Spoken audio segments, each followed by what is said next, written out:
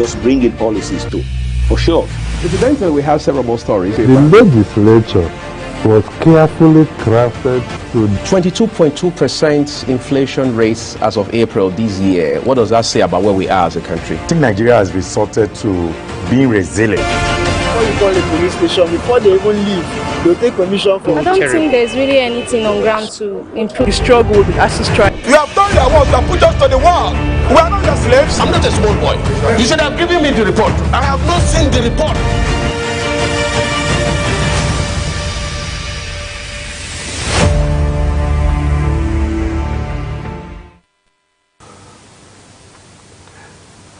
Good morning and welcome to Africa's Finest Breakfast Show, Global Morning on Global Television. My name is Anthony Momodi. Welcome to today's broadcast that promises to give you something extraordinary, and I'm not alone to do just that. Jibari Manson, good morning. Good morning, Anthony. How are you doing? And all of our amazing viewers all around the world, how are you all doing this beautiful Tuesday morning? It's a beautiful day, and if we were in radio, I would have said it's a Take Back Tuesday. Take back all the money you didn't make on Monday. So bring it on Tuesday and take it back.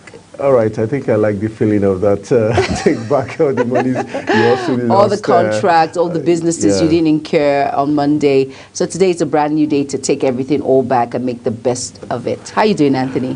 Doing just good. I'm looking at your handkerchief, and it's blue. We're matching. What's going on? I think it's all about the flavor, the mood. Today's Blue Day. And, okay. Yeah, Tuesdays are Blue Days. You are the one that formulated the Blue Day. In the world of poetry, we give days different colors. So that's why Sunday is like sunny, like this is like sunny, white, sunny, white. Okay, yeah, something like that. I get it. It has to do with holiness, purity, yeah, stuff. Yeah, I understand. And Saturday sporty, it's firebrand, and even Fridays. I think Fridays and Sundays are holy days because Muslim faithfuls go to the mosques, and it's a prayer time on a Friday. It's all white on Friday, and it's all white on Friday, and the same time on Sunday it's a holy day. So I think it makes big sense. We're not trying to get into the church or mosque. We're just trying to make your money truly amazing. Yes. So we have some very tidbits to share with you before we give you other goodies. We're starting from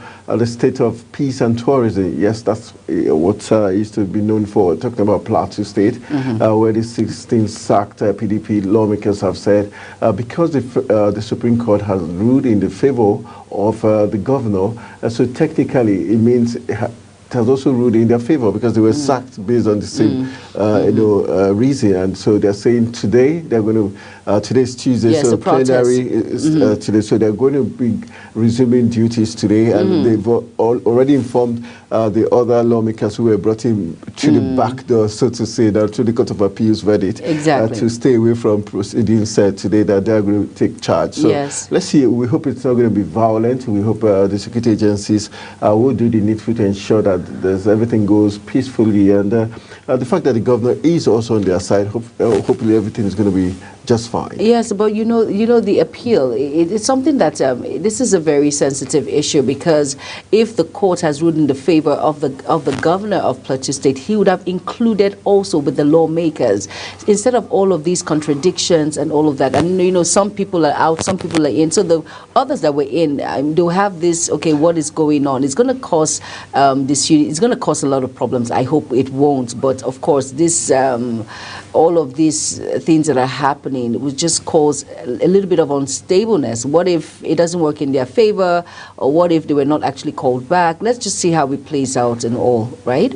Hopefully, but already we know that the right thing should be done. Since the Supreme Court has ruled in favor of the sitting governor, hopefully it's to just align, even if there's any appeal or any other legal issue that's to come up. They're definitely going to follow suit with what the Supreme Court has said. So that's on that note. Then we also have something interesting coming from Rivers State. Rivers State still with lots of controversies. We know fully well that Nyesom Wike, the Minister of the FCT, is the godfather of that state, so to say, in Nigerian politics. And the issue about the Supreme Court ruling yesterday that the passage of the 800 billion naira budget, appropriation bill, was illegal. So it means it has to be reviewed and redone again. And because it was passed to members who were not recognized. So I think that's another interesting very interesting, yes, in Rivers State. In Rivers State, and of course, annulling what that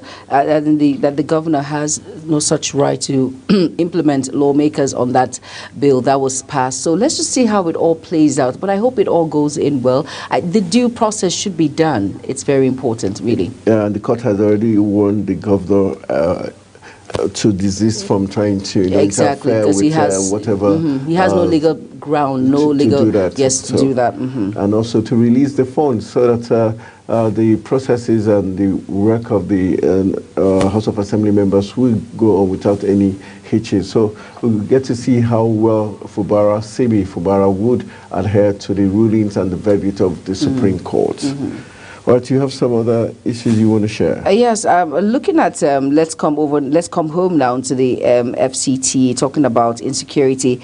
It says here, Wike warns against politicization of insecurity in FCT. When I read that report, I was like, okay, and he says people are not talking about the fact that the security agents are doing their much needed. I think, okay, sorry, finish up.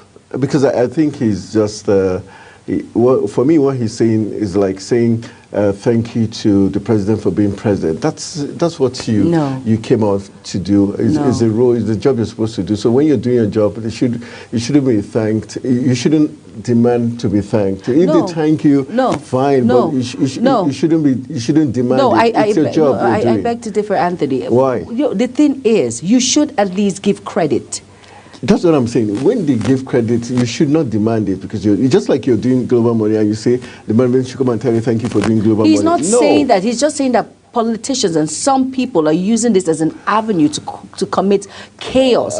Most people are excuse me. In Rivers State, he's causing chaos in Rivers State. Exactly, so but he's trying. We think. Well, I am not for, and I am not against. I'm just on the fence because saying the obvious. The obvious. Everyone thinks that of course, it's glaring that of course he's cocky. You are saying that on national TV that he's cocky, but the thing is, everyone is entitled to their own opinion, and if you have made grounds in a particular political state, because of course we know Wike has actually made grounds in Rivers State. We cannot take that away from him. Grounds, he has made a lot of impact. If you look, let the truth be said. Of course, we say he's been Rivers State. I'm only telling you, insecurity. We're talking about the insecurity. And we're talking about the person in question, which is Nyesom Wike. I am not for or against. I'm only telling you. Of course, we know what is around the circumstances surrounding Nyesom Wike, and of course the issues in Rivers. Well, let's come home now to the FCT and says just give credit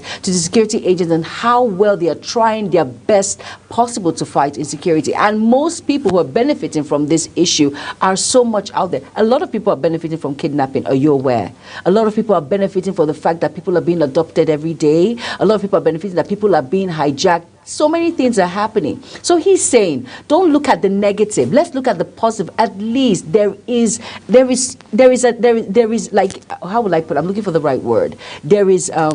He's making an effort. So we shouldn't look at it as if he's being distracted by what is happening in Rivers. He's not concentrating on the Federal Capital Territory. No, he's saying, please, let us just give credit that he is making an effort. Well, I don't want to agree with you on saying give credit, because that's what you're supposed to do. So I don't think I deserve to give him credit. Some people don't know what they're supposed to do, and yet they don't do it. All right, let's go to Benue State, where the Nigerian police, now we will have to give credit to the Nigerian police. In Benue State, they were able to arrest 2 persons who had plotted to kill the Speaker of the House of Assembly in Benue State. And that's why we're giving them credit, is because they did not let it happen. Prevention before it happens, then you go and release the kidnapped victim and you say you want credit. Now you're doing the job by ensuring that it wasn't done. So credit to the Nigerian police force for arresting 2 suspects who were about to kill the Speaker of the House of Assembly in Benue State. I think we want to say kudos to the Nigerian police force there. To all security agents. And there's a story about Kanu. The Supreme Court releasing the certified true copy finally as regards the judgment they passed 5 weeks ago, which says he should be released unconditionally, but it wasn't released. Rather, he was made to face the High Court for treason, and so the Supreme Court released it yesterday, and so the family, his younger brother, Prince Emmanuel Kanu, and everybody saying, okay, that's the way to go. It looks like our judiciary is beginning to become really good, because for them to release it, even if it didn't favor the federal government, it was released. So it was released. I think, it just shows transparency in the aspect of the judiciary. It shows transparency. It shows that the people lawmakers who are elected now are ready to work and to carry everyone along. It favors you or not, the right thing and the right judgment must be done. All right. Kudos to the Supreme Court and judiciary. Yes. Also, we're talking about finally February 15th is when he's going to be buried. Yes, and remember what Lucky said. He says it's not going to be a gloomy affair, but a celebration of life, and I completely agree. Really, I fear for that statement. I fear in the sense that the state's funds are going to be.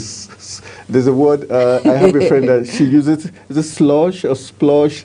Oh boy, they're going to just. It's going to be party all the way. It's going, of course, that's. And Yorubas, we know them for parties. Owambes, other parties, all the Ashwebi and all of that. So when he says celebration of life, believe me, it's going. I feel. I don't know. It's going to be a shutdown. It's going to be a shutdown of back-to-back celebration, which it is. As in, that alone is something. It shows a high pedigree of which the respect in which he has. And Lucky has been fair enough. He has loyal even to death. Yes, yes, he is loyal, and you should. As in, that's kudos to him. Of course, Akeredolu has played his part. He is an icon, so he should be celebrated. It's a celebration of life and the impact in which he has made when it comes to politics. All right, Akeredolu, we're officially invited to the group. Who gave you the invite? In case you're not a Nigerian, any Yoruba ethnic group doing a party, you're sure you're going to have lots of fun. Lots of dancing. Lots of dancing. And you don't even have to be invited. There's something called Mugbomuya. That means I heard and I branched by and I joined the party. All right, it tells you how much she has branched the party. Of course. All right, let's take it to Canada on the global scene this time. Canada is saying there's going to be a cap on visas for students, 2-year visas, and so they're making it more restrictive. Of course. They've gotten so many numbers. When you look at it, in 2023, we saw the jackpot syndrome. A lot of people jackpot through that means, through student visas, trying to leave the country. So I think they've had enough. I say they're overpopulated at about this point, so they want to do a crunch down. Anyway, and James, they hold you to the deck. So Canada is telling us they're just going to give 360,000 permits for 2024. So make sure you're among the 360,000.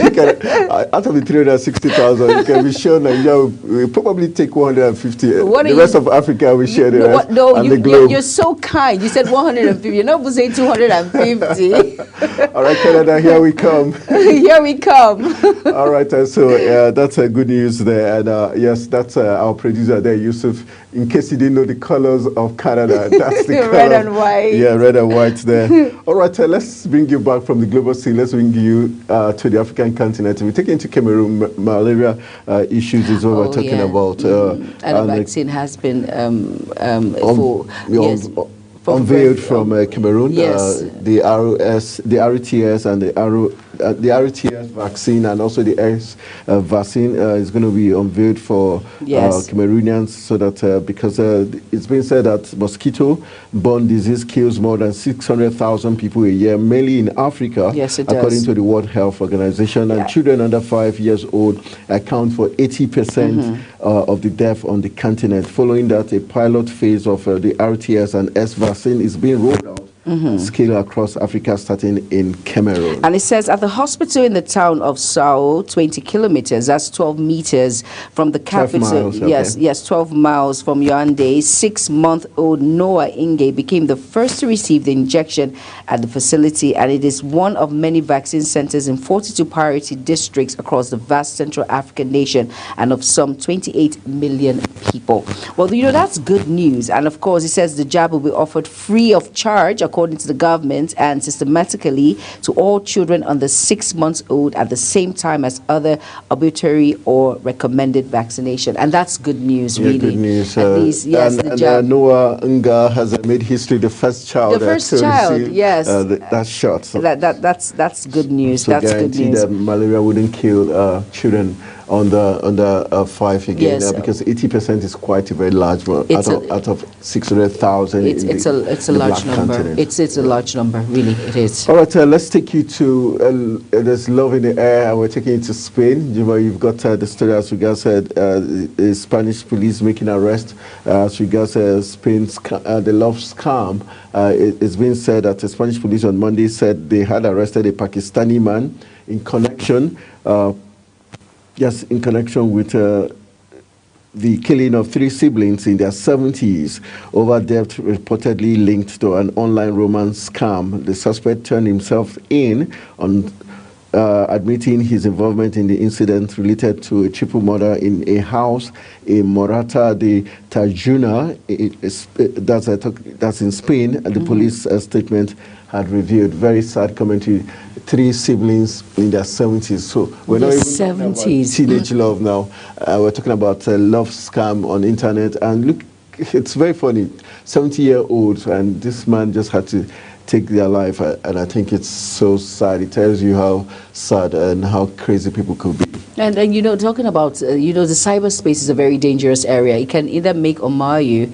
So, of course, that sort of thing, that, it's really sad. And in their late, the peak of the prime of their life. It's so sad to just reach such a message. 70 years, oh my goodness! I'm sure they must have achieved a lot, and their life was just snatched away. I'm sure their grandfathers, great grandfathers, and then this sort of issue. I'm sure it happened way back, and it's just revenge from the blast from the past. The funny thing is, it was a love scam, so it wasn't like the love was genuine. So yes, it wasn't. That's what I'm saying. He did it out of passion, or he did it out of hate when he found out that it was a lie. You couldn't scam them or couldn't get the money, debt. We're talking about money and debt here, so very sad commentary. All right, let's just give you the last piece of something we're chit-chatting, some of the trending stories on the global scene. Let's tell you concerning WHO is where we're going next, talking about the World Health Organization. After the COVID pandemic, a lot of stories talking about Tedros Ghebreyesus. Yes, that's the man on your picture. The World Health Organization has voiced fears that countries will fail to strike a pandemic preparedness agreement in May, saying future generations may not forgive us. And shaken by the COVID-19 pandemic, the WHO 194 member states are negotiating an international accord aimed at ensuring countries are better equipped to deal with the next health catastrophe or prevent it altogether. All right, talking about the plan. And it says here that the plan was to seal. Yes, the plan was to seal the agreement at 2024 annual meeting of the World Health Assembly, and it says the WHO decision-making body, which convenes on May 27th.